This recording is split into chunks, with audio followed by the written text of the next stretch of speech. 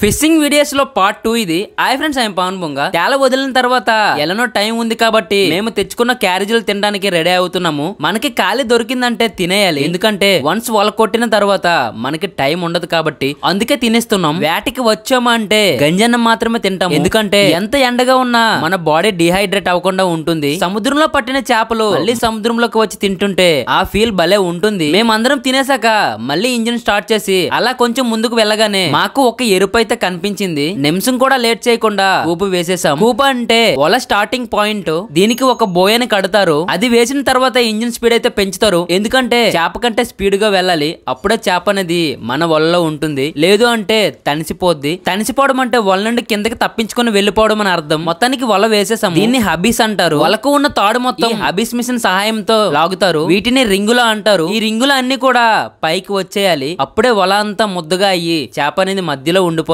మేము కవల చేప అని వల వేస్తే మాకు చూడండి ఈ పిల్ల కార్లు తగిలాయి. ఈ చేపలు తినడానికి బాగోవు, ఇవన్నీ కూడా డ్రై ఫిష్ కి వెళ్ళిపోతాయి. ఈ వీడియో ఎలా ఉందో తప్పకుండా కామెంట్ చేయండి, లైక్ చేయడం మర్చిపోకండి. పార్ట్ 3 వీడియోతో మళ్ళీ కలుద్దాం.